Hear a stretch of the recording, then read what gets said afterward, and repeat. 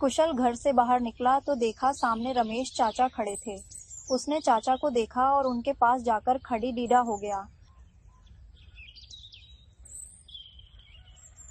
चाचा जी, आज कहाँ चलना है?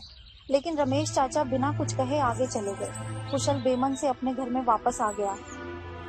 मम्मी चाचा अब मुझसे बात नहीं करते, क्या बात है? बेटा, तेरे पापा और चाचा में जायदाद को लेकर कुछ कहासुनी हो गई है। हमारा उन लोगों से कोई लेना देना नहीं है। लेकिन चाचा तो बहुत अच्छे हैं, हमेशा मुझे स्कूल से लाते थे, वहाँ आइसक्रीम दिलवाते थे। अब क्या हो गया? कहा ना उनसे बात मत किया कर, नहीं तो तेरे पापा तुझे बहुत मारेंगे। रघुनाथ जी और रमेश दोनों भाई थे। दोनों की मार्केट में कपड़े की दुकान थी।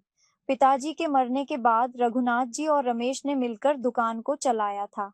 रघुनाथ जी और संगीता ने रमेश को अपने बच्चे की तरह रखा, उसकी शादी की। लेकिन शादी के बाद रमेश स्वभाव बदल गया। वह दुकान से अक्सर गायब रहता था, दुकान से ज्यादा पैसे ले लेता था। रघुनाथ जी ने कभी कोई हिसाब नहीं रखा, लेकिन कुछ समय से दुकान में घाटा होने लगा। बाद में पता लगा कि रमेश ज्यादा पैसे ले रहा था।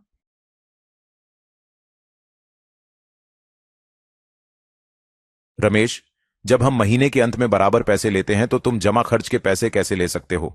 भैया, मेरी शादी हो गई है, मुझे पैसों की जरूरत थी तो मैंने ले लिए। अब क्या हर काम आपसे पूछकर करना पड़ेगा? रघुनाथ जी घर की शांति को बनाए रखने के लिए चुप रह गए। कुछ दिन बाद पता लगा कि रमेश ने वहीं मार्केट में अपनी अलग दुकान खोल ली है। रघुनाथ जी और संगीता इस बात से बहुत दुखी थे कि रमेश ने बिना बताए ये सब किया। अरे, तुझे अलग दुकान खोलनी थी तो मुझे बताता, मैं खुलवा देता। क्या तूने मुझे बताना भी जरूरी नहीं समझा? और मैंने सुना है तूने इसके लिए कर्ज भी लिया है। चुकाएगा कहां से? दुकान चलने में तो समय लगेगा। आप मेरा हिस्सा दे दीजिए, उससे मैं अपना कर्ज चुका लूंगा। अब मैं आपके साथ नहीं रहना चाहता। रघुनाथ जी को जैसे झटका लगा, उन्होंने कहा, तुझे हिस्सा चाहिए तो ले ले, लेकिन ये जो तू परायों जैसा सुलूक हम लोगों से कर रहा है ये ठीक नहीं है। तो जिंदगी भर आपका गुलाम बनकर रहूं। उस दिन के बाद दोनों भाइयों में खटास आ गई। रघुनाथ जी ने किसी तरह रमेश के हिस्से की रकम उसे दे दी। वह लेकर रमेश अपनी पत्नी रमा के साथ किराए की मकान में चला गया। दोनों परिवारों के बीच एक खाई सी खुद गई थी। ये बातें नन्हे से कुशल को समझ नहीं आ रही थी। वह तो आज भी अपने चाचा से उसी प्यार की उम्मीद कर रहा था। एक दिन कुशल स्कूल गया।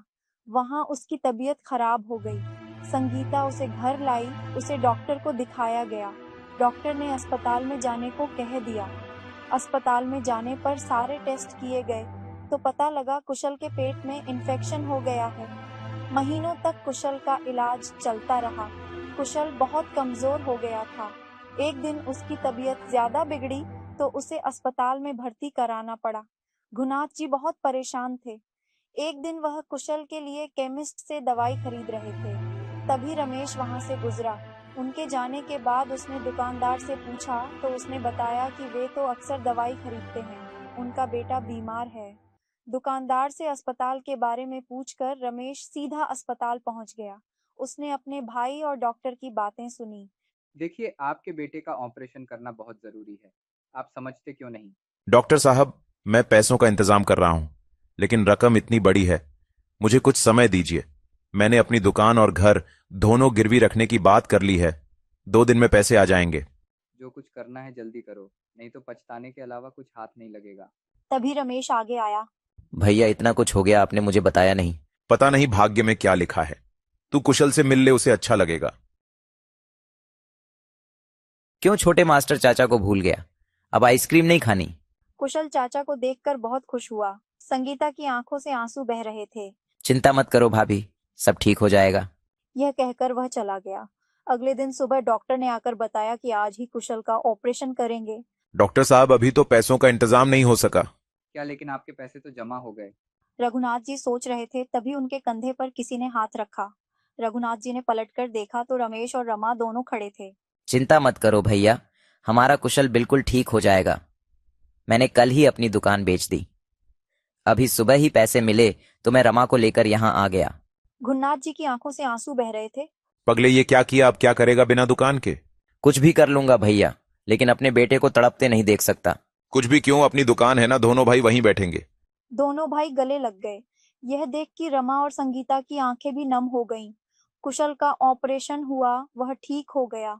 कुछ ही दिन में अस्पताल से छुट्टी मिल गई, वह घर आ गया। रमेश अब भी अलग रहेगा मुझसे, जा अपना सामान लिया, हम सब साथ में रहेंगे। लेकिन भैया, मैं तो अपना हिस्सा ले चुका हूँ, वो मैंने सब कर्ज में चुका दिया। पगले तू भी मेरे ही हिस्से में है, छोड़ ये सब, चुपचाप जाकर सामान ले आ। अब कुशल हर दिन अपने चाचा के साथ स्कूल जाता और वापस आते समय चाचा भतीजे दोनों आइसक्रीम खाते। अगर आपको हमारी यह कहानी पसंद आई हो तो हमारे चैनल को सब्सक्राइब जरूर करें और हमारी ऐसी ही आगे आने वाले लेटेस्ट कहानी देखने के लिए हमें कमेंट जरूर करें।